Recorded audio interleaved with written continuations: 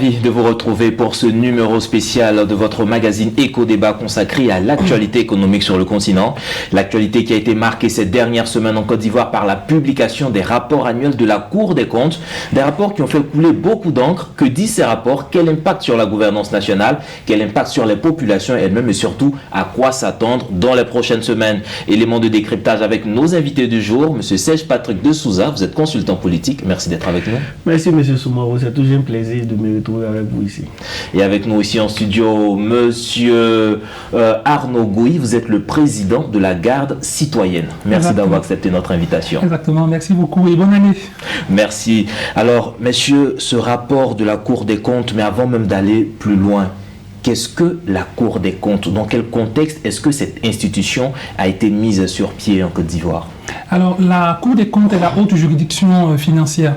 Elle a été mise en place en Côte d'Ivoire depuis 2000, à la faveur de la Constitution de 2000, mais elle n'a été effective qu'en 2018 à la faveur d'une loi organique, la loi numéro 2018-979 du 27 décembre 2018. Et c'est cette juridiction-là qui a pour rôle, disons globalement, de contrôler les comptes de l'État. Elle produit deux rapports, un rapport sur l'exécution de la loi des finances et un second rapport qui est un audit de performance. Parce que chaque gestionnaire de crédit, donc ministère, établissement public et tous ceux qui gèrent l'argent public ont obligation de produire un rapport.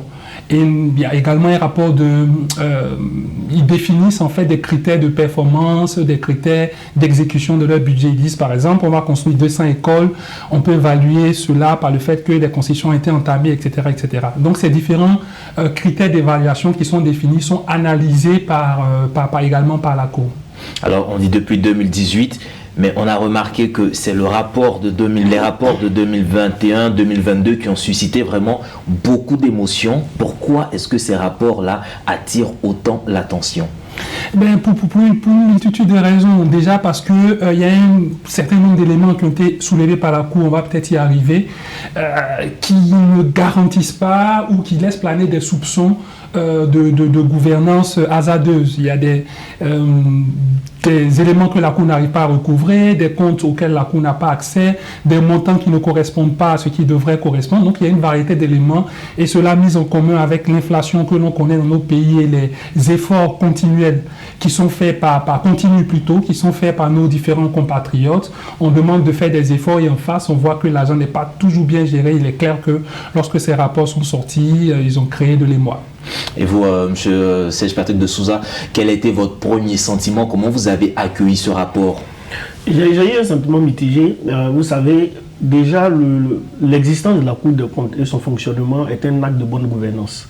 Et c'est quelque chose qu'il faut d'ailleurs saluer parce qu'effectivement, l'Afrique est toujours identifiée comme cette partie du monde-là qui fonctionne en toute impunité où les gouvernants on a la liberté de faire ce qu'ils veulent par rapport aux deniers publics. Donc, dans un contexte comme là où la Côte d'Ivoire essaie de se reconstruire après pratiquement 10 ans de crise, de rébellion, et on sort de la crise post-électorale de 2011, c'est vraiment, cette Cour vient rassurer les Ivoiriens.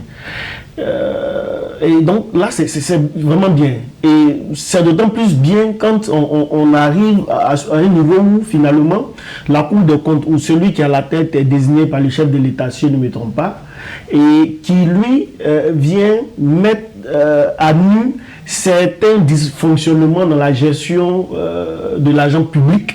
Ça veut dire qu'il y a quand même une progression. Maintenant, par derrière, c'est... mais comment est-ce que dans un contexte où la cherté de la vie est tellement criarde, les Ivoiriens pleurent, on leur demande même de faire des efforts supplémentaires parce qu'effectivement, vous voyez, c'est dans un contexte où, dans la même année, il y a eu l'inflation du coût de l'électricité à 2 fois. Et l'une des justifications était qu'on puisse demander un effort supplémentaire aux contribuables, d'accompagner, de soutenir le déficit que le gouvernement a au niveau de l'entretien des ressources énergétiques. Et là, on vient nous dire qu'il y a près de 200 milliards qui manquent dans les caisses d'État, qu'on ne voit même pas la traçabilité.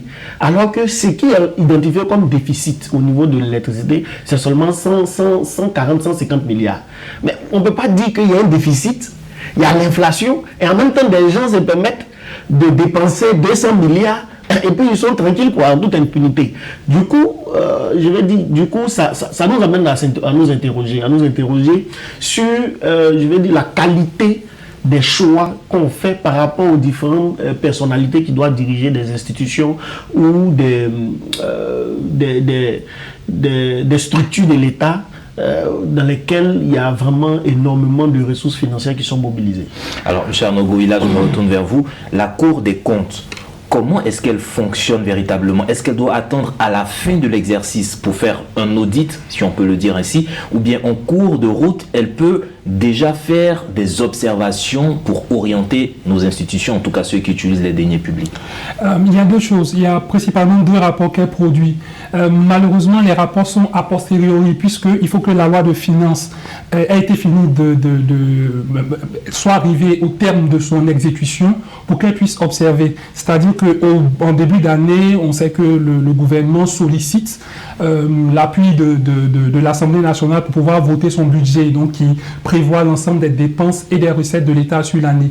Donc il faut attendre que ce budget ait été exécuté, qu'on soit arrivé au terme de l'année budgétaire pour que la Cour des comptes observe en fait les différentes la mise en œuvre en fait de ce budget, comment ce budget a fonctionné, est-ce qu'il a été efficace ou pas. Donc malheureusement c'est un contrôle a posteriori, mais il n'en demeure pas moins important parce que ça fait planer une épée de Damoclès au-dessus de la tête des dirigeants, et je trouve que c'est bien qu'on ait une institution qui passe au peigne fin les différents comptes de l'État. Malheureusement la Cour des comptes est limitée par un certain nombre de choses, dont le nombre de magistrats, parce qu'ils ne sont pas très nombreux, moins de 60 pour des milliers de comptes à gérer. Humainement, c'est impossible que la Cour des comptes audite l'ensemble des comptes de l'État. Mais c'est un effort et une avancée significative, parce que lorsqu'on regarde notre État, la Côte d'Ivoire, et qu'on remonte 15-20 ans en arrière, on n'avait pas tous ces différents instruments, la Haute Autorité pour la bonne gouvernance, les différentes lois qui ont été ratifiées, etc.,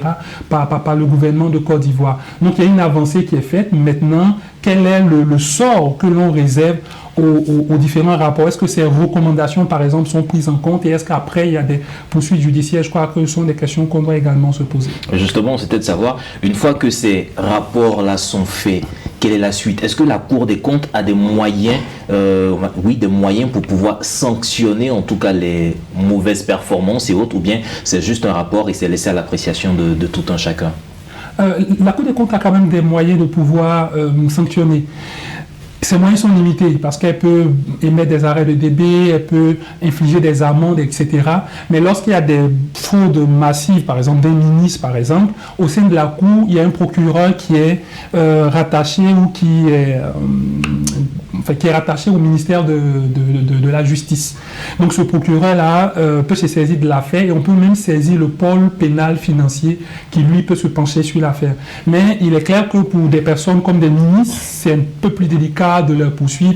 Et donc, on a au sein de la Cour des comptes un procureur, on a le pôle pénal financier qui peut intervenir, on a la Haute Cour de justice aussi qui pourrait intervenir lorsqu'il y a des infractions qui sont de son ressort. Malheureusement, la Haute Cour de justice n'a jamais été mise en œuvre dans notre pays depuis 1960 parce qu'elle requiert l'assentiment d'hommes politiques, et il y a toujours une fraternité, une solidarité au niveau des hommes politiques.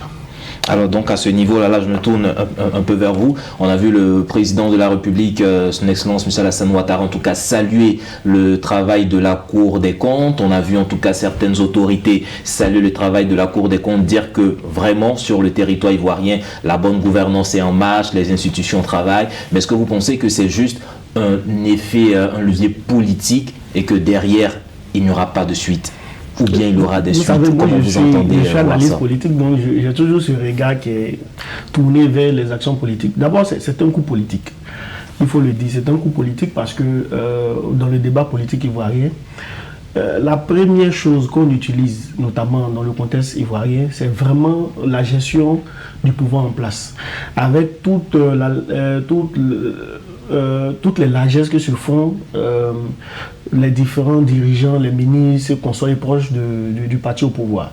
Et donc aujourd'hui, un instrument qui vient des entrailles du chef de l'État, donc le président du parti au pouvoir, arrive à dénoncer un dysfonctionnement de cette nature-là, alors que les principaux acteurs sont des acteurs, des cadres de ce pouvoir-là. Vraiment, c'est comme un coup politique, donc il faut féliciter cela. Mais après, je veux dire, derrière, ce n'est pas tout. Ce n'est pas tout. Parce que les Ivoiriens n'attendent pas seulement qu'on dénonce. Il faut aller jusqu'au bout. Il y a eu plusieurs détournements de fonds. Il y a eu le scandale du fer. On ne sait pas la suite. On ne sait pas la suite. Il y a eu le problème de EBNP. Alors on joue la carte. Mais la suite, c'est quoi? Il ne s'agit pas seulement de limoger l'individu. S'il y a un cas de détournement de deniers publics, mais il faudrait qu'on arrive jusqu'au bout pour rassurer le contribuable. Donc aujourd'hui, avec le scandale de la Cour des comptes, on essaie quand même de rendre plus léger, parce qu'on dit non, ils n'ont pas encore donné de réponse par rapport à cela. Non, attends, l'argent manque, il faut le dire. Donc, qu'est-ce qu'on fait là? Et c'est là, donc, on va finir de jouer la canne.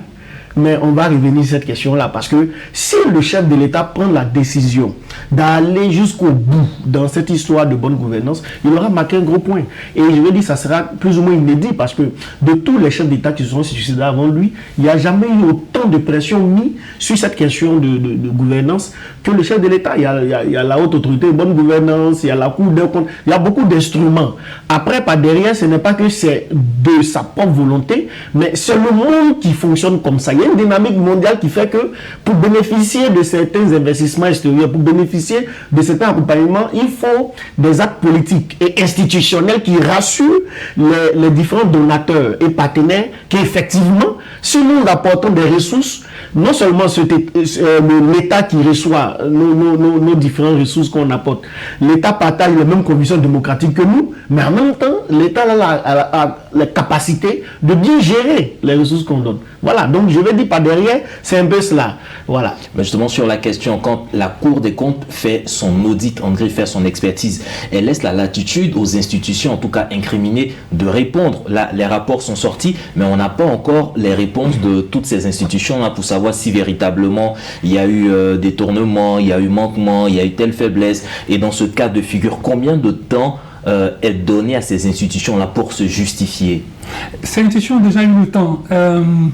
Lorsque la Cour constate des irrégularités, la procédure, c'est que la Cour adresse une correspondance à l'institution en question, que ce soit un ministère, un établissement public, etc. La Cour adresse une correspondance. Et il y a un certain délai. Et les différents ministres ou gestionnaires de crédit concernés apportent une réponse à la Cour. Lorsqu'ils apportent une réponse à la Cour analyse les réponses et fait des observations par rapport à la réponse qui lui a été apportée. Donc l'ensemble des préoccupations qui ont été posées dans ces différents rapports ont déjà fait l'objet de correspondance.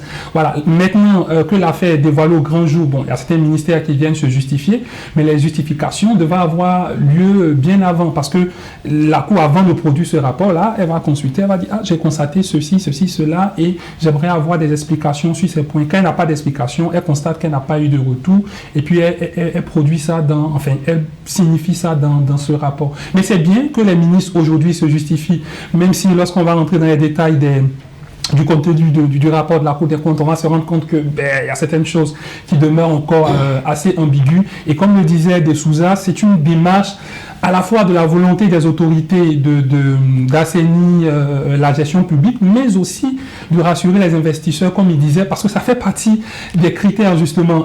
Il faut qu'il y ait de la redevabilité et de la transparence. Et au nom des réformes à faire, c'est justement la loi contre les accords contre la corruption, la création de la lutte contre, de la haute cour de la haute autorité pour la bonne gouvernance, la déclaration de patrimoine, etc. Donc il y a une variété de réformes qui ont été initiées. Il y en a 20 au total, 20 lois qui ont été votées, lois et ordonnances et ratifications qui ont été entreprises ces 10-15 dernières années pour pouvoir assainir les finances publiques. Alors monsieur, là c'est vraiment une question de citoyenneté que je vais essayer de poser. C'est vrai que cette question sur ces rapports de la Cour des comptes ont suscité beaucoup d'émotions, mais au-delà même, au lieu d'attendre que ces informations viennent en tout cas de la Cour des comptes, est-ce qu'au niveau des citoyens eux-mêmes qui ont donné pouvoir à ces autorités-là pour les gérer, pour administrer ces deniers publics pour eux, est-ce que ces populations n'ont pas le devoir d'aller demander l'information auprès de ces institutions-là? Vous parlez tout à l'heure au niveau du fer, on ne sait plus qu'est-ce qui est fait, mais on ne va pas attendre que ce soit les autorités qui viennent nous voir. Est-ce qu'il y a des... En tant que citoyen, on va vers ces institutions pour demander on en est où? Vous gérez notre argent, vous gérez nos biens, où est-ce qu'on en est actuellement, au lieu d'attendre à la fin de l'année pour voir toutes ces émotions? Alors, ce n'est pas que de la citoyenneté, hein. C'est le principe de la démocratie, parce que la démocratie ne se limite pas seulement qu'au choix lors des élections. Il y a aussi cette participation active de l'individu. Et effectivement, c'est un droit et un devoir pour tout citoyen d'aller vers les autorités pour interroger quand même sur la manière dont on gère les ressources publiques. D'ailleurs, je pense que l'Assemblée nationale a ce premier rôle. Et les auditions, les sessions des parlementaires sont publiques. Mais aujourd'hui, on parle d'une société où la politique a pénétré dans nos sociétés, mais pas comme elle devait le faire, parce qu'aujourd'hui la politique c'est le rapport de pouvoir. Ce n'est pas ce qui est mis en avant, ce n'est pas surtout la contribution citoyenne et comment est-ce que le citoyen fonctionne, mais c'est le rapport de pouvoir et la capacité d'influence des hommes d'État. En fait, c'est ça le problème. Et ce qui fait qu'aujourd'hui, même quand il y a ce rapport-là, mais le citoyen évolue et est éduqué de sorte à ce qu'il a l'impression qu'effectivement, il doit attendre le dirigeant qui donne l'information. Alors qu'effectivement, dans l'éducation citoyenne, il faudrait qu'on lui dise que par derrière, c'est toi qui dois venir vers l'information aussi. Voilà, et ça renforce le côté régalien du citoyen. Donc, effectivement, les citoyens ont ce devoir-là. Mais comme je l'ai dit, il y a une sorte, quand la politique pénètre dans une société avec un visage moins démocratique et plus, je veux dire, c'est pas clanique, mais je veux dire, c'est une politique de groupe, d'intérêt, qui n'est pas une question de citoyenneté ou de patriotisme, mais surtout une question d'affinité. Ça pose un problème d'engagement citoyen, mais de manière objective, je veux dire. Donc, effectivement, il y a toute une éducation qui se construit autour de ce scandale-là, parce que au fur et à mesure que le scandale, qu'on découvre ce genre de scandale, les citoyens commencent à comprendre que il y a des choses qui ne se passent pas bien, et sur ce genre de plateau, comme le vôtre, on arrive à donner l'information que désormais, vous pouvez aller à l'Assemblée nationale, dans les sessions qui sont publiques, vous pouvez aller même à la justice, à la haute autorité de la bonne gouvernance. Vraiment, vous pouvez aller un peu partout pour demander, pour chercher des informations liées à ce qu'on fait de votre argent, à ce qu'on fait de vos contributions. C'est vraiment très important et cette sensibilisation-là, c'est vraiment continu parce que l'éducation ne s'arrête pas. L'éducation, c'est vraiment de manière continue, quoi. Et il y a la fameuse loi d'accès à l'information publique, en tout cas qui donne autorité et plein pouvoir aux populations, aux citoyens, d'aller consulter ces informations-là. Alors, pour revenir même au fond de ces rapports, moi, il y a un chiffre qui m'a un peu marqué quand j'ai suivi ça, c'est par exemple les droits ou les frais de conception de passeports et de pièces d'identité en Côte d'Ivoire. Pour toutes ces personnes, ces millions de personnes qui vont faire leurs documents, on apprend qu'on n'a que 792 000 francs CFA qui sont revenus à l'État de Côte d'Ivoire. Qu'est-ce qui peut justifier cela? Comment comprendre cela? Oui, c'est l'information qui a le plus fait jaser. Donc la Cour a constaté qu'on avait moins de 800 000 francs CFA au titre des frais de passeport. L'État gagnerait entre 15 et 20 000 francs selon les informations. Apparemment, c'est 15 000 francs maintenant. Et ces chiffres, selon la communication qui a été faite en tout cas par les autorités, ne correspondraient pas aux frais de passeport, mais correspondrait plutôt aux frais de visa qui sont enregistrés pour les voyageurs qui sont non ressortissants de la zone CEDEAO et que les frais liés au passeport, eux, seraient dans un compte séquestre. Un compte séquestre, c'est un compte simplement qu'on met de côté pour pouvoir faire des opérations particulières. Disons ça simplement comme ça. Mais même là, même cette justification qui a été apportée par les autorités pose problème. Parce que si on a moins de 800 000 francs, le visa, le visa coûte 58 €. Donc, autour de 40-35 000 francs. Et il coûte un peu plus de 70 € lorsque vous prenez le visa directement à l'aéroport.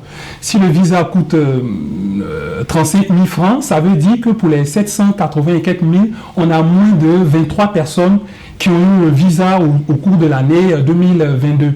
Alors que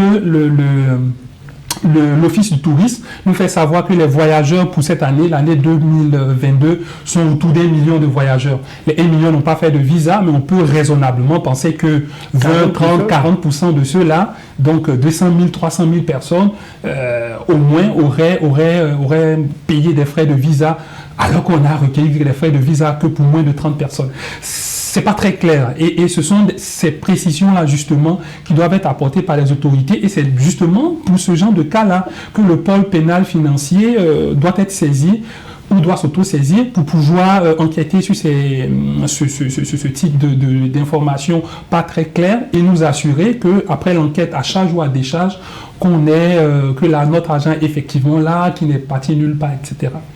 Est-ce qu'on a d'autres points saillants comme ça? Qu'est-ce qu'on doit retenir effectivement de ces rapports 2022? Oui, il y a beaucoup de leçons à retenir de ces rapports. Non seulement le rapport sur l'audit des programmes de performance, là, mais également sur le rapport sur l'exécution de la loi de finances. D'abord, il y a des modifications budgétaires qui sont faites au-delà de 1%. On est allé jusqu'à 4,7%. C'est-à-dire que lorsque vous faites votre budget de l'année, il peut arriver qu'en cours d'exécution, il y ait des imprévus qui font que vous devez modifier votre budget. On va parler alors de correctifs budgétaires ou de loi de finances rectificatives. Mais ces lois-là de finances rectificatives ne doivent pas dépasser 1% du budget initial. On s'est rendu compte qu'en Côte d'Ivoire, on est parti jusqu'à 4% en toute violation des textes. Même lorsque ces modifications doivent arriver, elles doivent être faites par le président, elles doivent être prises par décret. On s'est rendu compte qu'en Côte d'Ivoire, le ministre en charge des Finances a pris ces différents décrets-là au mépris de la loi. Cela lui a été rappelé les années précédentes par la Cour, parce que ce n'est pas un fait nouveau. Dans les rapports précédents, on avait constaté ça, mais on s'est rendu compte qu'il y a eu récidive de ces différentes pratiques. La Cour a également noté dans son rapport là que les recommandations qu'elle a fait auparavant n'ont pas été respectées. Le pourcentage qu'on doit avoir au niveau de charges, ce qu'on va appeler les fonctionnaires, disons ça comme ça, au niveau des charges des fonctionnaires, on doit être à moins de 35%. Mais en Côte d'Ivoire, on va dépasser ces différents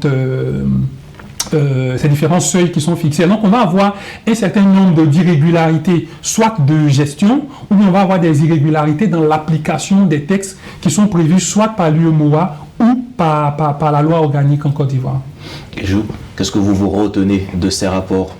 Est-ce qu'il y a des points au-delà de ceux qui ont été un peu sains? Est-ce qu'il y a des points qui ont attiré votre attention? Et surtout, en tant qu'analyste politique, quand vous regardez ce genre de situation, qu'est-ce qui peut être fait selon vous pour améliorer la tendance? C'est la faiblesse de notre démocratie.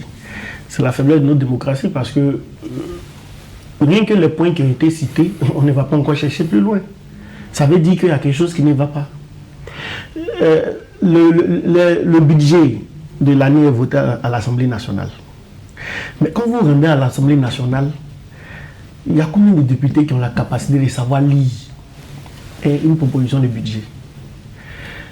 Voilà. Moi, j'ai lu en 2021 sur la loi du budget.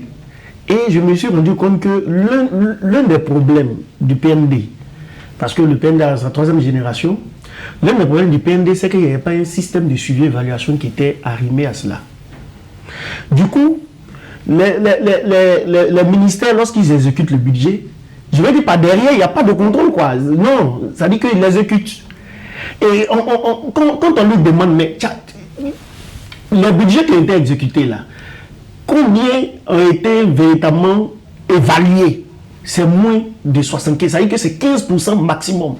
Ce n'est pas possible qu'on puisse dire on a épuisé les ressources. Ça veut dire que moi j'ai voté un budget cette année là, c'est 100 milliards. J'ai épuisé les 100 milliards. Mais j'ai pu évaluer seulement 15% pour dire effectivement c'est 15% qui a été véritablement exécuté. C'est un problème. Donc c'est une faiblesse de nos démocraties. Tout simplement parce que l'Assemblée nationale n'est pas forte. C'est surtout les étapes, les partis politiques qui sont forts. Ça c'est un. Nous sommes dans un système présidentiel, mais ultra-présidentiel où le président est vraiment influent. Du coup, quand tu fais partie du cercle du président, les institutions sont aussi tout autant influents. Je veux dire, le débat démocratique doit pouvoir progresser au point où il y aura une sorte d'équilibre entre les différents observateurs, les différentes parties prenantes, ce qui va faire que les acteurs de premier rang seront contraints, mais d'aller doucement, d'aller vraiment doucement.